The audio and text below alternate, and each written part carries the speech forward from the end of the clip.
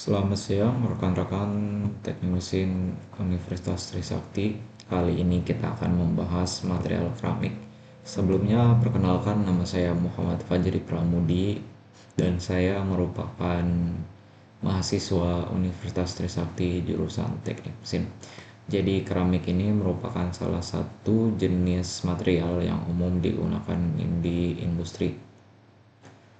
Untuk keramik sendiri itu biasanya dibagi menjadi dua, yaitu keramik tradisional dan keramik modern ataupun biasa disebut advanced keramik.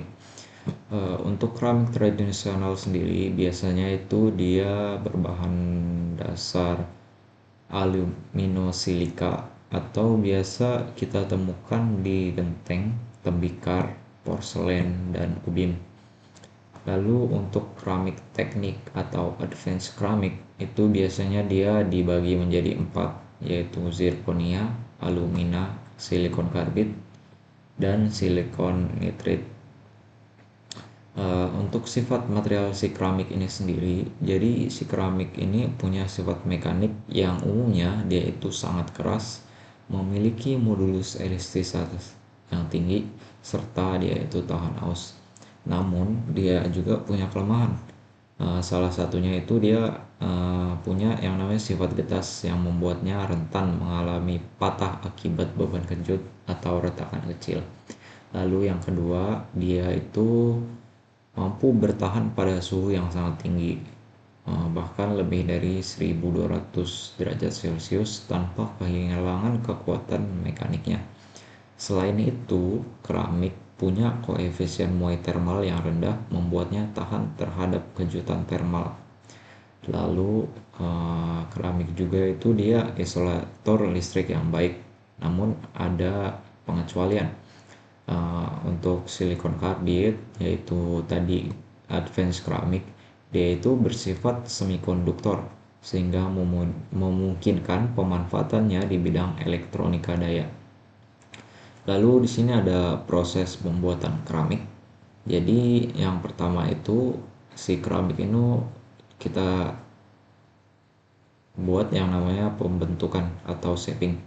Jadi si keramik itu dipadatkan melalui metode seperti powder pressing, slip casting, tape casting, ataupun injection molding.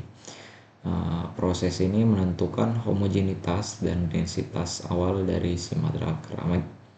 Lalu yang kedua itu kita centering atau dipanaskan. Jadi keramik itu yang udah dipadatkan, kita panaskan hingga mendekati titik leburnya. Tahap sintering ini memungkinkan partikel-partikel keramik saling berikatan sehingga bentuk struktur padat dengan porositas rendah. Lalu yang ketiga itu coating atau pelapisan. Untuk aplikasi pada turbin blade, keramik sering digunakan dalam bentuk thermal barrier coating atau TBC. Lapisan zirconia yang distabilkan ytria YSZ banyak digunakan untuk melindungi logam substrat dari panas ekstrim dan oksidasi. Sekaligus dia itu meningkatkan efisiensi thermal mesin. Lalu ada aplikasi di si keramik ini di teknik mesin.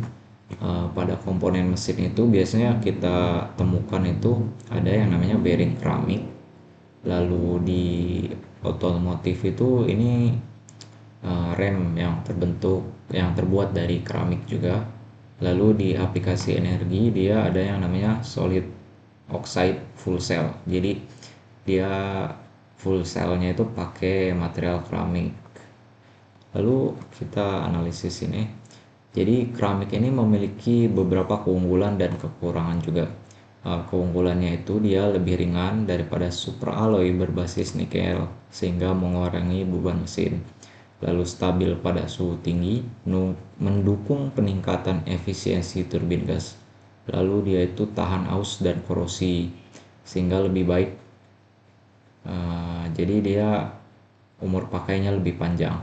Lalu yang ketiga itu dia dapat meningkatkan efisiensi bahan bakar dan menurunkan emisi karbon pada sektor energi dan otomotif.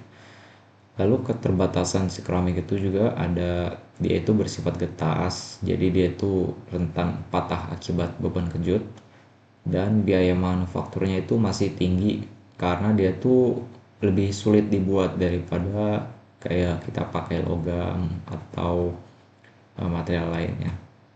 Ini untuk advance keramik ya, bukan yang keramik biasa. Lalu dia itu sulit diperbaiki apabila terjadi retakan atau kerusakan. Sekian dari saya, mungkin cukup. Terima kasih.